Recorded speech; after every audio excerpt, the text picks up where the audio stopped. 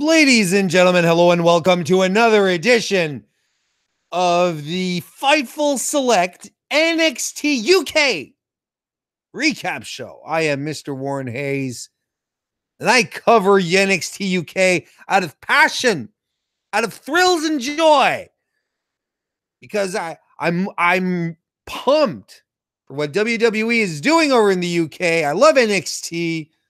They're trying to reproduce that formula overseas. Why not talk about it? It's worth it. It's so very much worth it. I want to thank you very much for watching. If you're here live in the chat with Tim and John, that's fantastic. If not, you're watching this later on at your own convenience, so perhaps listening to it here on FightfulSelect.com. You guys know what's up. A lot of cool stuff happening recently. A lot of recent releases. Have you started listening to the new Weekender with Steven Jensen? That's some good stuff. That's good. Sean has started doing the Fightful Report podcast weekly. That's some new stuff as well. New content, fantastic content on top of all the usual stuff you get. My NXT 205 Live recap show, I was very, very spoiled this week as far as those shows go, right? That was fantastic. And then, retro pay-per-view review. Me and Sean covered WCW World War III 1998, which was the last one. That was something. It was something to watch. It's a pay-per-view that happened. So go check all of these goodies are all spread about here on Fightful Select. Y'all should go take a moment or three to peruse, to browse, enjoy what we have here, because we do it, because you guys support us. We're super appreciative, and we're gonna keep doing it. We're gonna keep giving more. That's why we're giving you the NXT UK recap show, separate from my typical 205 Live NXT recap show, because they give us, they being WWE, 2 hours of NXT UK a week these days. So at some point, something's got to give. Something's got to give.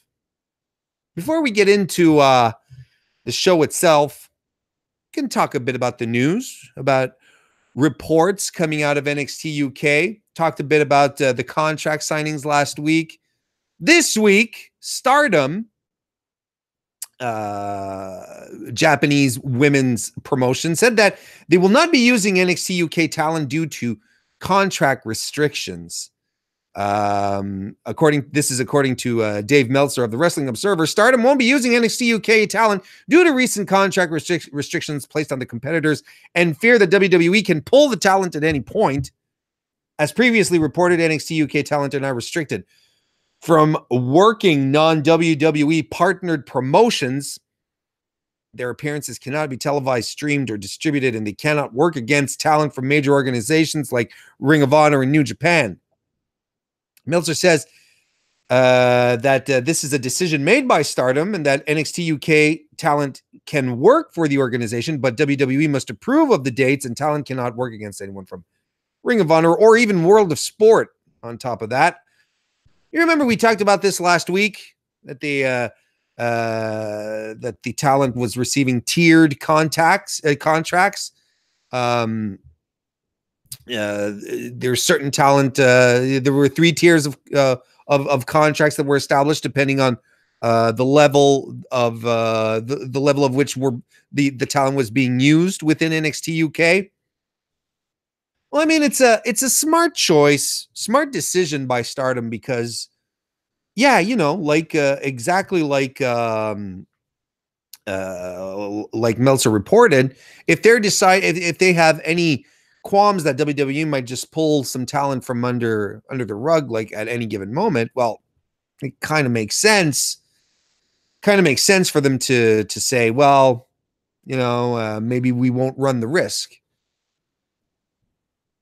But, you know, again, as I've been talking about this since the beginning of all the hoopla about the contracts, I really do feel that this is just going to create more opportunities for more talent, discover some new faces, leave some room to grow for some new folks, ladies and men alike. I don't see much of an issue. I think it's actually a smart decision by Stardom to do that. Can't blame them. All right, let's get into the show. Our recap show for NXT United Kingdom started with episode 15, which started off with Flash Morgan Webster against Fabian Aichner. This is a match that is occurring because of what happened last week. Anyway, I can't remember if it was during episode 13 or 14, but Fabian Aichner made his NXT UK debut. Aichner, a longtime stalwart of NXT and current Progress champion, if I'm not mistaken, or is it Evolve? I can't remember. I have a blank. But Aichner made his debut in NXT UK against Mark Andrews. Started off fairly nicely, good competitive match until Aichner started pulling out shenanigans, not being a completely legit nice guy. Flash Morgan Webster, being a friend and teammate of Mark Andrews, decided to stick up for him this week and teach that nasty Fabian Aichner a lesson. Aichner echoes what happened last week and extends the hand in a show of sportsmanship. But Flash Morgan Webster is having none of it. He kicks the hand away and goes right in for a roll-up. He rolls up Fabian Aichner and gets 2 on him. Aichner's not happy about that. He powers Flash Morgan Webster down. But Webster comes back, hits a spinning arm drag, goes up top, and Webster takes Aichner down with a top rope arm drag. Aichner rolls to the outside. Webster goes after him, and Aichner tosses Webster into the steps. Ooh, shades of last week. Thank you, John. He's Evolve champion, not Progress, Evolve. Thank you for that position, John. I appreciate it. Mandrews then appears. He comes out from behind to support his buddy, seeing that the situation might be going south here. So he comes in to give Flash some encouragement. And Flash Morgan Webster beats the 10 count to get back in the ring. Aichner starts stomping on Webster in the corner right before the ref finishes his 5 count. And he does it again because he's a dick. He starts forearming Webster on the apron. Big forearms at that. Aichner then settles in with a nerve hold. A nerve hold. Webster battles back, but gets whipped into the corner. Aichner gets him on the bounce back, covers him for 2. Side suplex by Aichner, covers Webster again, only gets 2, and he goes back to the nerve hold. The nerve hold. Webster fights back, avoids a flying knee drop in the corner, and Aichner tumbles to the outside. And he hit pretty hard, too. Slammed pretty stiffly.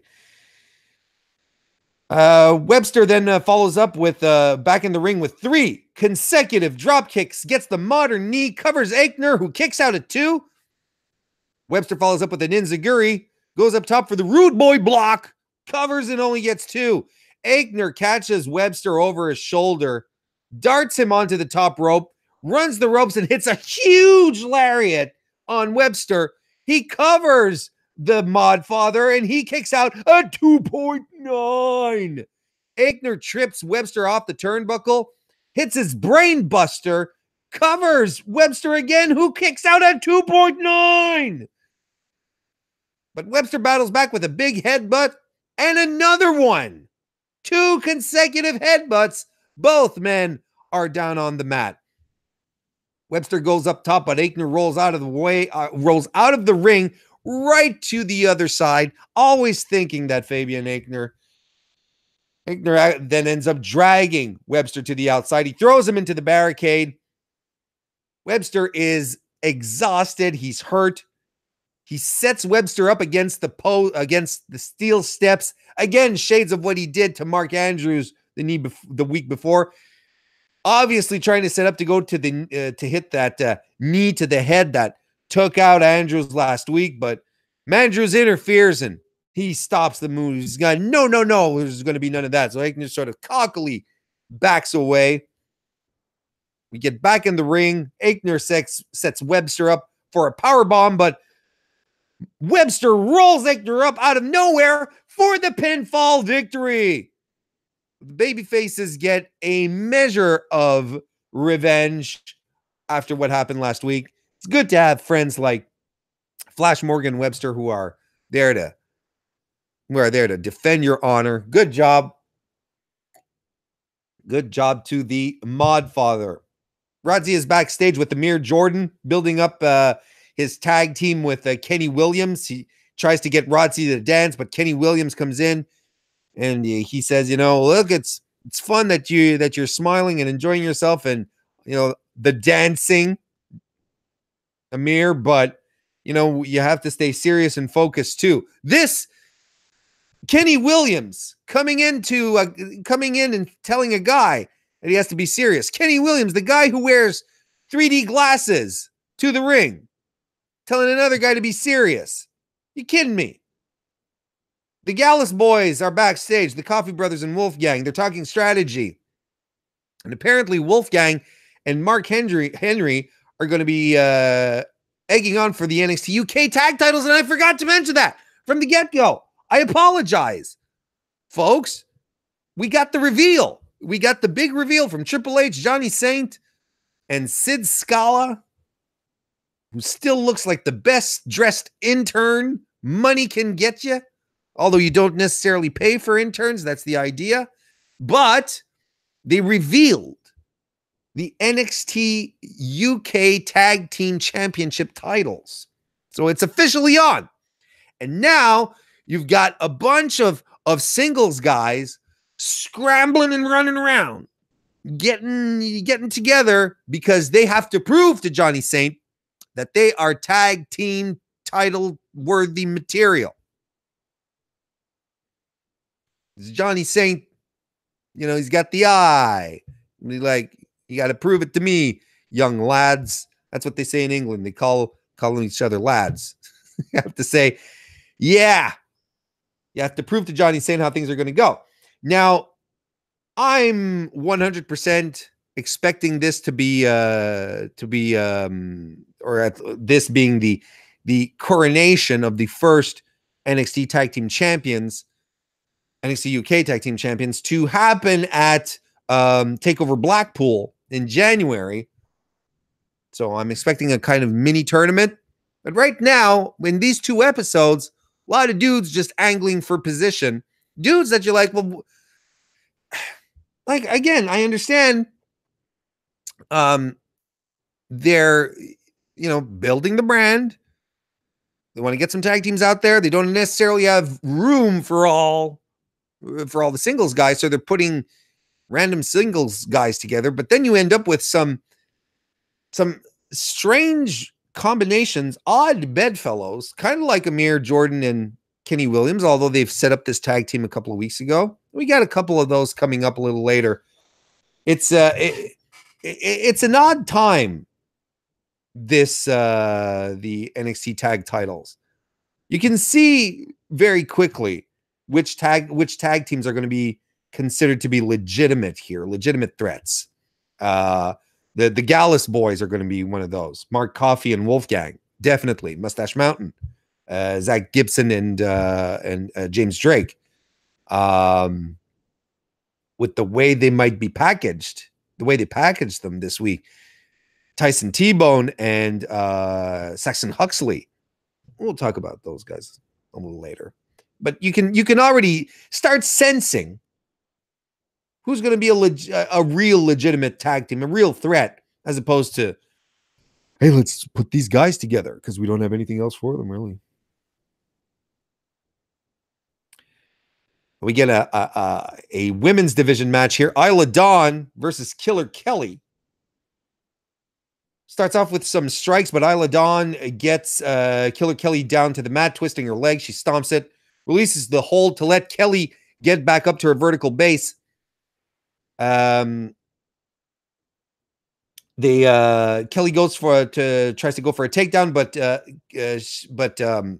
Isla Dawn suplexes Kelly into the corner, and a nice hesitation drop kick as well. No, it's Kelly that suplexes. Sorry, Killer Kelly, who suplexes Isla Dawn in the corner and hits a nice hesitation drop kick on Isla Dawn. She gets back up on her feet and starts to work the neck with a cravat, but Dawn powers out, follows up with some kicks to the leg she had been working on. Killer Kelly selling the leg, the knee actually, that it's injured. Some forearms to the face. She leg sweeps Killer Kelly down. She hits a Saito suplex, a bicycle knee, and ends the match with a gut wrench suplex kind of deal. I wish they'd give it a name, because then I wouldn't have to try to describe what it is. But that's it. Isla Dawn gets the pin and the win. Rodsey hits the ring with his microphone, and he comes and he asks Isla Dawn, "What's next for you, Isla Dawn?" And she says, "The NXT Women's Championship."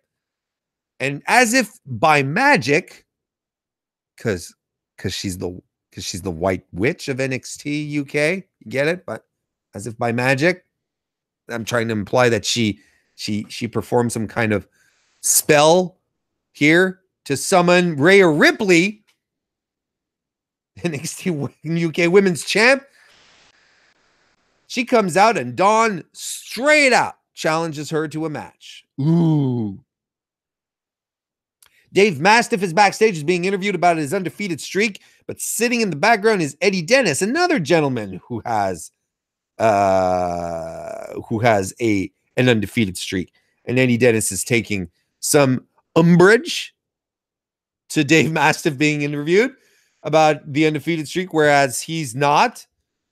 So next week, next episode, we're getting streak versus streak. Eddie Dennis versus Dave Mastiff. And I'm I'll be honest with you, everyone, guys and gals. I'm kind of hitting my head against the wall here, because I feel like Eddie Dennis versus Dave Mastiff for a streak versus streak could have been a takeover match. They could have stretched this one out a little bit and let the boys have a good 10 to 12 minutes on takeover to finish this off. We'll talk about the match when we get there, but I was really, really surprised that they decided to blow this one off so quickly. Kenny Williams and Amir Jordan versus Zach Gibson and James Drake, the grizzled young veterans. Drake and Jordan begin this match. Arm drags by Jordan and ends up locking Drake into an arm lock. Drake powers out of it. Jordan, however, picks up some steam, runs the ropes, and goes for a body press. Rolls up Drake, covers him for 2. Williams comes in with a top rope axe handle to the arm, a back elbow, hits him square on the face, covers Drake for 1. Gibson tries to interfere, but gets thrown outside. And then we get stereo dives by the baby faces onto the heels on the outside.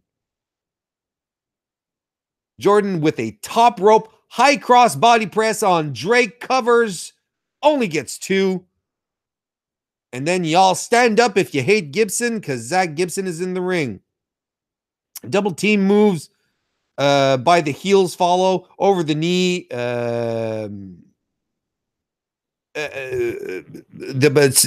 Okay.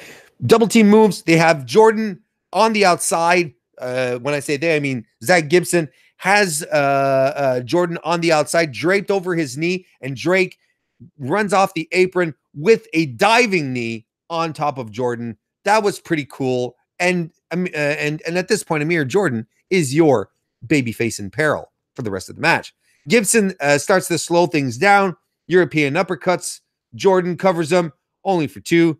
The audience has their shoes off at this point. Gibson back body drops Jordan, lands on his feet. Neck breaker by Jordan. Tries to make the tag, but Gibson reaches Drake.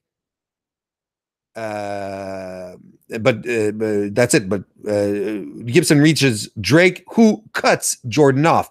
Drake charges Jordan into the corner, gets an elbow to the face, but Jordan battles out and gets the hot tag to Kenny Williams. He gets a springboard back elbow, and he mows down Gibson, covers him for 2.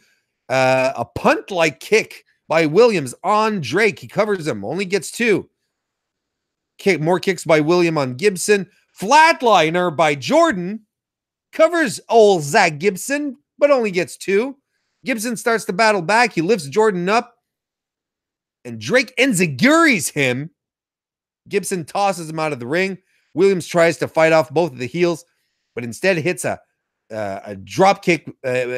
He tries to fight off both heels, and he hits a drop kick between the ropes to Gibson, but it's not enough because the grizzled young veterans hit their double team ticket to ride, and that's that.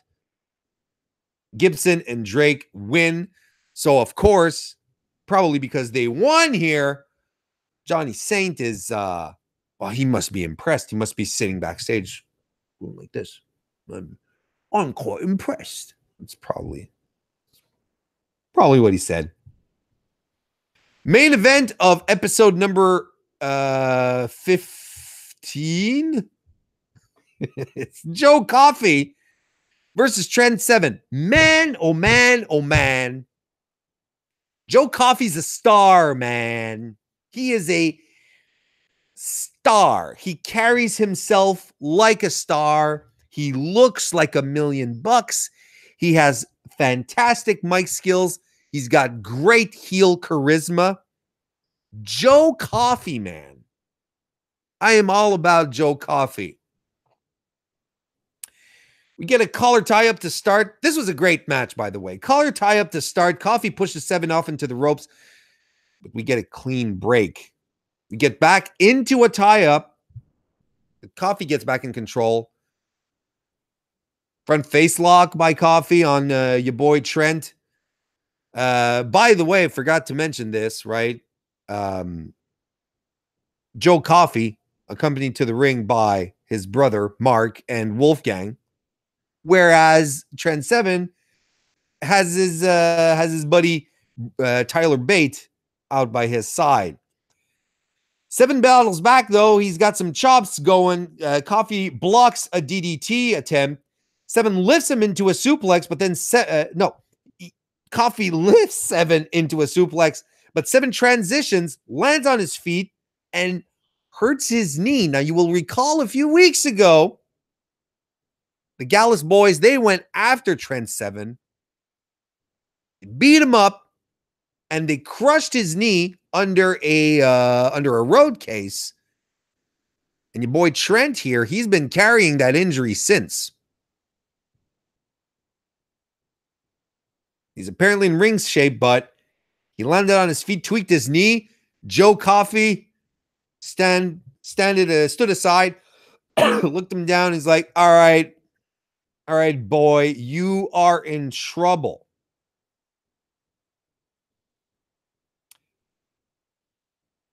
Coffey tosses Seven to the outside by the beard. The referee separates everyone on the outside because the Gallus boys are trying to get involved here. Trent Seven is trying, not Trent Seven, sorry, but Tyler Bate is trying to keep everyone off of Trent Seven. The referee comes in to sort of try and keep the peace, but all this distraction allows Joe Coffey to jump off the apron with a stomp across Seven's back, and he runs him into the barricade. We're back in the ring here, and Seven tries to avoid Coffey's offense, and he battles back with a big backhand and has Coffey fall off the apron into the floor. Seven is favoring his knee quite a bit here, by the way. All of the Gallus boys hop up on the apron. Bate then jumps into the ring, and we have a 3-on-2 stare down until the British strong style boys shove Gallus off the apron. Bate dives onto Wolfgang and fights off both Wolfgang and Mark Coffey all the way to the back. He's probably some kind of Captain America, but from Britain. Captain Britain. Seven then goes for a suicide dive on Coffee to the outside, still favoring the knee. He lands, of course, on his knees, and it hurts. Series of chops to Coffee back in the ring, but Joe Coffee battles back and goes after the knee. What else would you do? He wraps the leg around the turnbuckle. Coffee charges, but Seven dodges, battles back with some chops. They go to the top rope, climb all the way to the top, and there's a superplex by your boy Trent Seven, who covers Joe Coffey, who kicks out at 2.9. We've got some back and forth, a few reversals here that ends up with a Snapdragon suplex by Trent Seven, followed by a driver. Figure four leg lock, but Coffey reverses it as they roll to the ropes. Listen, it's not a smart move for a guy whose knee is hurt to start slapping on a figure four leg lock. That's kind of dumb. And I understand that part of Trent Seven's character is that he's, he never gives up. He's a tough guy. He throws caution to the wind, ready to do everything to win. That's part of his thing. But at some point, if you want us to just stay in the match and, have some things happen that make a little bit of sense, well, you kind of don't have your guy whose knee is supposed to be hurt slapping on figure four leg locks. It kind of took me out a bit. They chop each other outside on the apron, and Coffee, first name Joe, probably short for Joseph, belly to belly suplexes Seven off the apron to the floor. Yikes. Seven breaks the 10 count at the last possible moment. Like at 9.9. He gets back in the ring. Coffee goes right back after him. Seven tries to get some chops in, but he's exhausted. Powerbomb on Seven.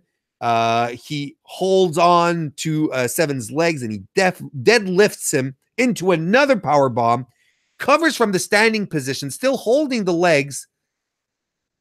And Seven kicks out, and Coffee just turns him right around into a Boston Crab. I like that sequence. Seven tries to reach the ropes, but Coffee drags him back to the middle of the ring into a single crab this time. Great intensity here by Seven, who teases the tap. He actually slams his hand down once, and the ref is like, "What? Oh no, okay. He only hit the mat once. When you tap, you go tap tap tap tap tap tap." And Trent Seven just went, and he musters up the energy to reach the ropes. The audience was into this to get a big pop when Seven reaches the bottom rope. He tries to club, he being Trent Seven, he tries to club Coffee, but he's lacking some juice. Seven hits another Snapdragon suplex. He picks up Joe Coffey, tries to go what I assume was the Burning Hammer, but his leg gives out. So Coffey shoulder tackles Seven into the corner. Fist for the bells, which is his spinning punch finisher for the win. Faithful viewers of my 205 Live, Joe Coffey wins. Faithful viewers of my NXT 205 Live recap show understand and will see this as old news when I say that I dislike punches as finishers. I really do. I think a punch as a finisher is dumb in a sports entertainment wrestling context.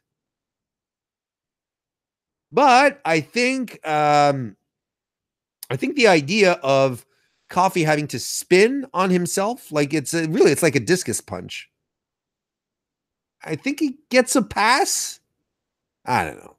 I'm still very prejudiced on punches as finishers. That's just me.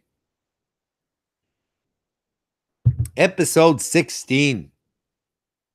We got a big main event coming on. This is the episode where we get Dave Mastiff and Eddie Dennis.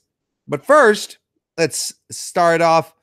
Let's start this one. John Baez in the chat says, Big Show? Yeah, definitely, especially Big Show. Yeah, Big Show, the weapon of mass destruction. It just looks dumb. It always looks dumb because it's not a legit punch. It's a working punch, so it's always pulled back a little, so it doesn't look good. It just doesn't look good. And now in wrestling, people throw punches. Maybe back when punches were actually illegal in a pro wrestling match, maybe this would make more sense. But no, it just doesn't work for me. It just does not work for me. All right. Ashton Smith and Ligero are facing the Gallus Boys, Mark Coffey, and Wolfgang. Now, you know when I was saying at the start of my recap show here where they're tossing single guys together, to create some competition for the real tag teams that are coming out of this tag team situation? Ashton Smith and Ligero, are you kidding me? What? Nonsense, man. This is as random a pairing as it gets. Ligero tries some offense on Wolfgang to begin with, but it's not working. He hits a drop kick, but it doesn't phase the big Scotsman. Smith is tagged in.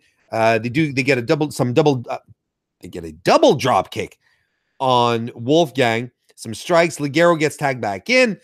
He goes for a DDT, but it's blocked. Wolfgang tosses him to the outside. Mark Coffey comes in, beats up Ligero a bit.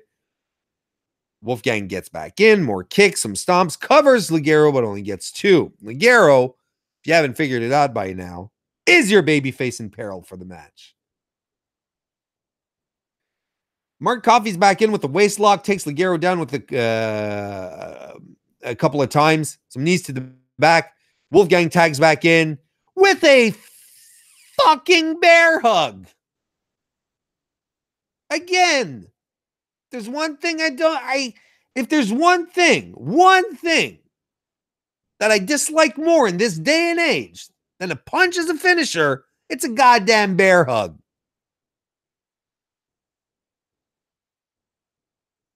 He tosses Ligero back into their corner, and Mark Coffey then is tagged back in. And he applies the bear hug. What is going on in Scotland, man? At least this time, when Ligero is in Mark Coffey's bear hug, well, he tries to punch him. Right? Isn't that what you do?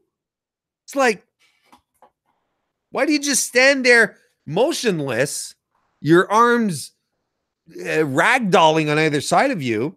You at least try to fight out, so that's what he does.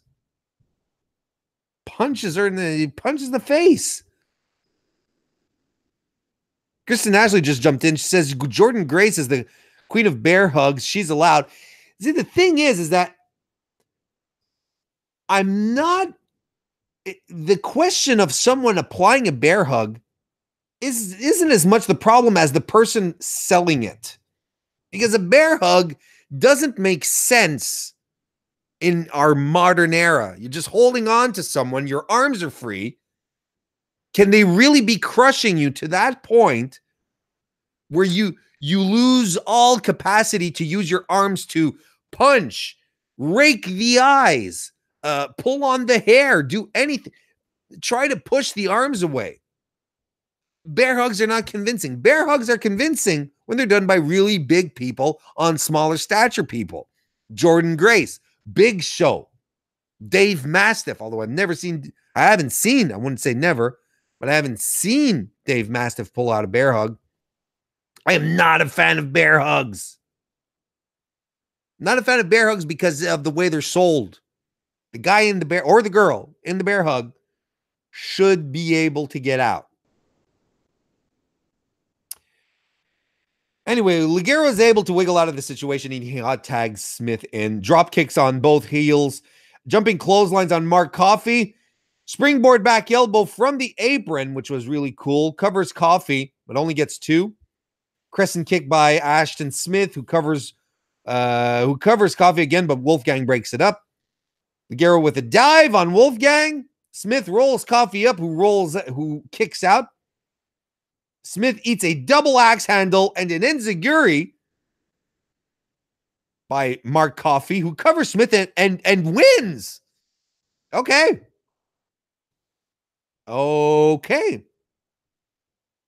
That's fine. So the Gallus boys win. Got to tell you, as much as I was saying a few minutes ago, how much Joe Coffey is a star, his brother Mark, not so much. I mean, he's fine. He's fine, but definitely Joe got he got the better pickings. You got the better slice of the gene pool there. You don't slice up a gene pool. You get the better sip of the gene pool, the bigger sip. Get the bigger sip. Rotzi is with after the match. He's with the Gallus boys, and Coffey and Wolfgang say they're ready. They set a standard out there. Johnny Saint has to be impressed, while Joe Coffey is setting his sights on Pete Dunne. I'm here for that. That'll be fantastic. But first, he wants to squash Travis Banks, and you know what? I'm there for that as well. I like me Travis Banks.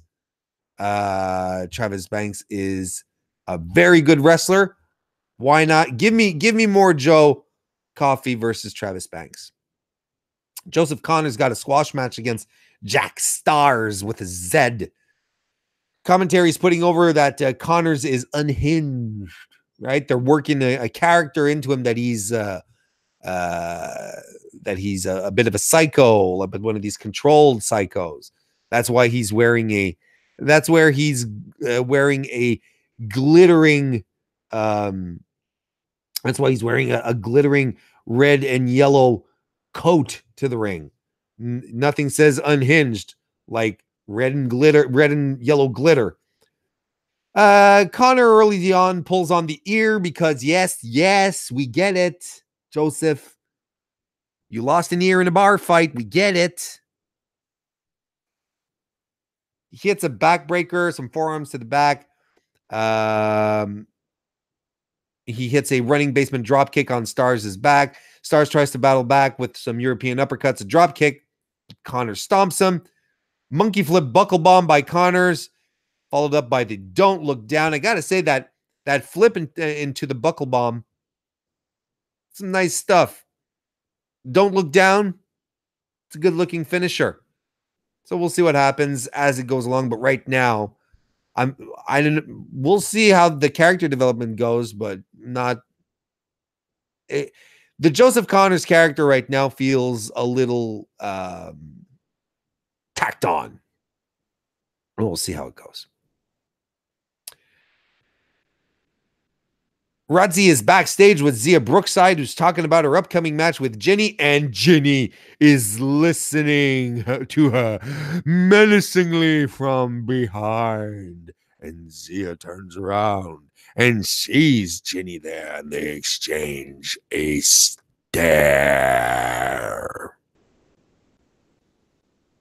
Next, we get a promo package for Tyson T-Bone and Saxon Huxley.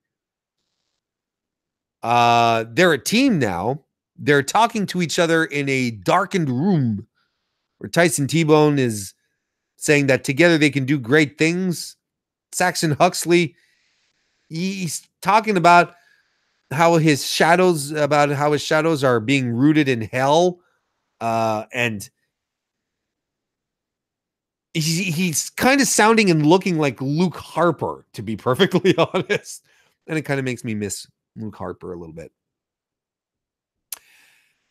Ginny Couture versus Zia Brookside. Commentary refers to Ginny being Progress Women's Champion, which I thought was very nice. In the ring, Gia wants a handshake, but Ginny kicks the hand out of the way. None of this sportsmanship nonsense. So in return, Brookside takes her over with a nice snapmare, but Ginny gets her into a head scissors. Brookside escapes with a headstand. Ginny goes back to work on Zia, twisting the arm, pushing her down, really working the joints there. Brookside tries to battle out, but eats a forearm. Boot to Ginny's face, though. And a Hurricane Rana off the turnbuckle. Drop kick on Ginny. She goes back to the turnbuckle. Crossbody that comes in a little too strong, and she ends up under Ginny. A little too much momentum on that one, I think. But anyway, she still manages to cover Couture and only gets 2. Fashion disaster by Ginny Couture on the turnbuckle. Covers Brookside, only gets 2. Goes for more strikes, a high heel kick. Again, another cover, but only gets 2. Ginny then sets in with a bow and arrow, gets a lot of torque going. Brookside tries to get out, but instead gets reversed back into it. And then Ginny puts her foot up right on the upper back. That was something.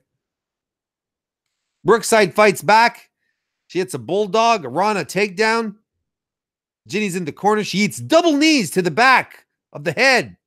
While her head is up against the turnbuckle. Ay, ay, ay, ay.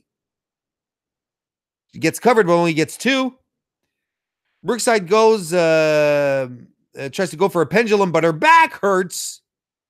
I don't remember really in the match Ginny working the back all that much, aside from the bow and arrow. Don't think Zia Brookside did a really good job on selling it, because the back issue here sort of took me by surprise. Ginny hits a touch of Couture for the win. But yeah, a fine match, nothing short.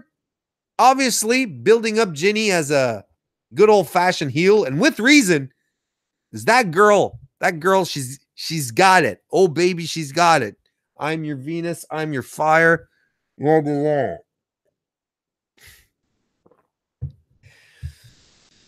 James Drake and Zach Gibson, also known as the Grizzled Young Veterans, come on out. They enter the space. They have microphones. In fact, Zach Gibson has a microphone. Zach Gibson gets a fantastic heel reaction, as per usual. He gets to the ring and he says, "Last week you saw how easy it was for us to dispense of Jordan and Williams. And soon, James Drake and I will be recognized as the first NXT UK Tag Team Champions." And that's pretty much all their promo was. Not just in content, but in length as well. I think I challenged the actual length of their promo here. It was really short.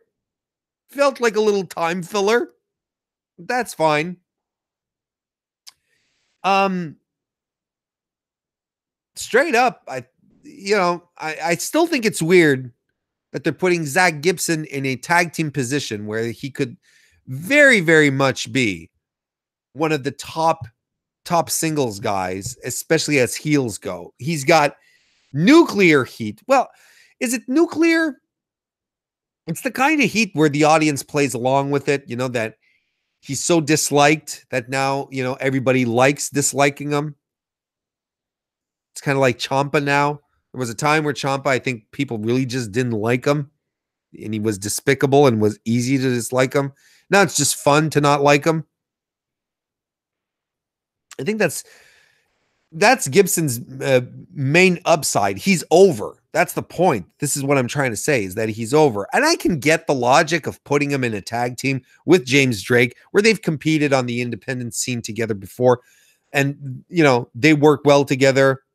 I understand that as they're establishing a tag team division, this makes sense. It's just really weird. Zach Gibson won the NXT UK Championship tournament this year, challenged for the title, had some fantastic singles matches. Now he's being dropped into the tag division.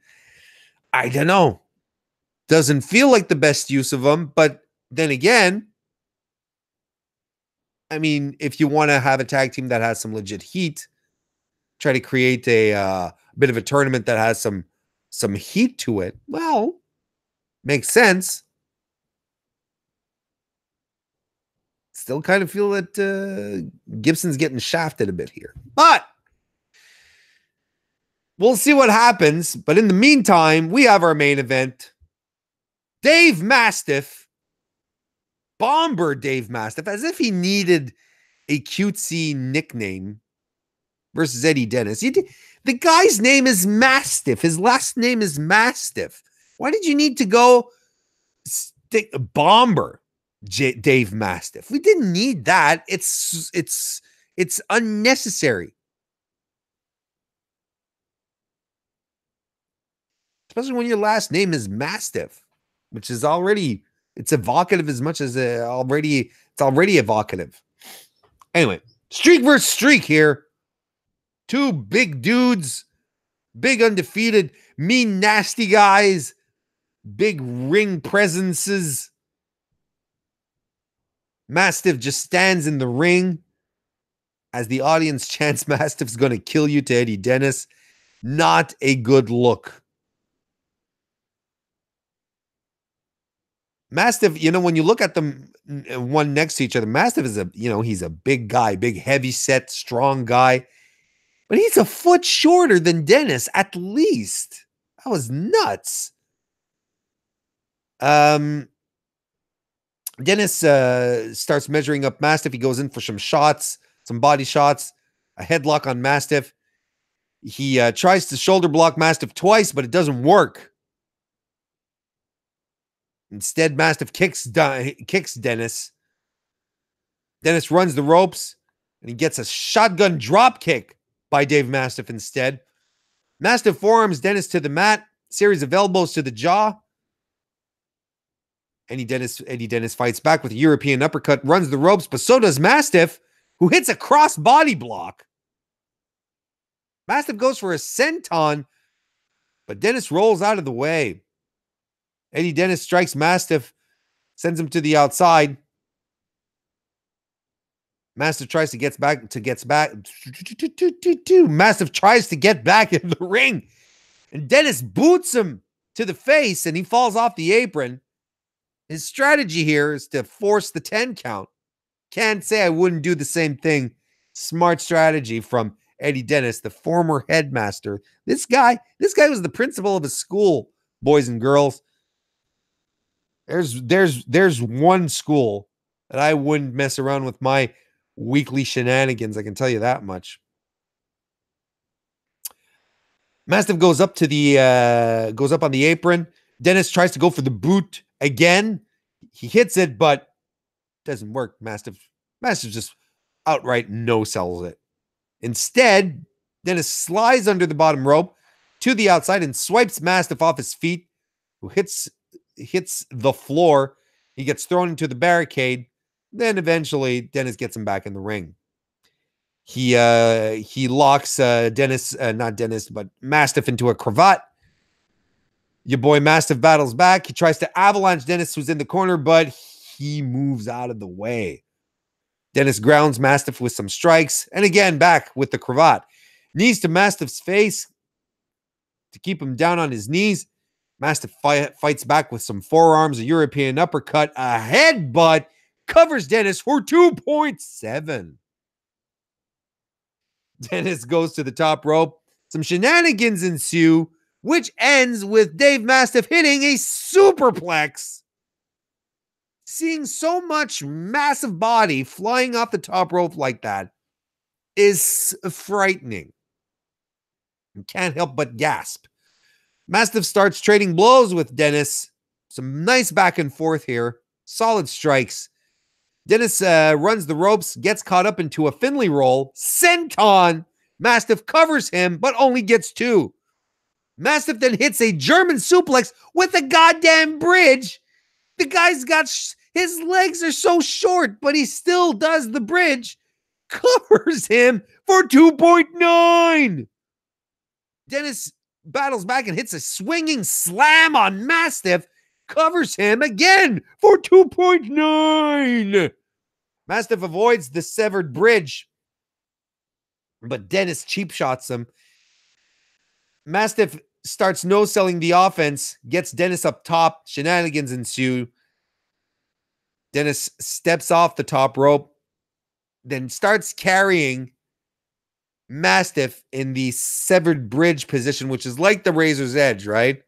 And he's carrying him 320 some pounds. This dude, this Dave Mastiff, he's carrying him on his back his arms outstretched, carrying him to the middle of the ring. But Mastiff wiggles out. Get a snapmare by Mastiff, a headbutt, gets a release German suplex on Eddie Dennis again, who gets into the corner, and that's a problem. You don't go in the corner when you're fighting Dave Mastiff, because what is he going to do? Cannonball senton into the corner, covers Eddie Dennis for the 3 count. Dave Mastiff's streak lives on. This is a fun match. It was a fun match by two big guys who work a very similar style. Had a fantastic final third, some great drama to it. It was a nice story that was told. My takeaways here are, this should have been kept for TakeOver Blackpool. I really think that this could have benefited from a little more build-up. Maybe Dennis coming in to interfere during some of Dave Mastiff's matches, trying to end the streak. Just some mind games. So just being assholes to each other. That would have been good. At the big blow off at TakeOver, give him a bit of the stage here, let him work a couple of more minutes. I think they would have done something even crazier than they could do here. John is absolutely right. Both of these guys can move. That's really impressive. And my second takeaway here, if you've been listening to my recaps, you know that I'm not familiar with Dave Mastiff's work outside of NXT UK. I've heard a lot about him, heard a lot of the hype. But as it stands up until now, I didn't see what the excitement was all about. Now, tonight, I see his upside after watching this match. Seeing the nice German suplex. But for real though, hitting the bridge, the German suplex with the bridge, with his physique, that's not easy. That is not easy. He did some nice moves. He's got great mobility. But I get it now. I'm starting to get it. I'm seeing Dave. Tonight was unquestionably Dave Mastiff's best showing in NXT UK so far, and I'm leaning towards him now. I'm getting it. I understand. I see what the fuss is about.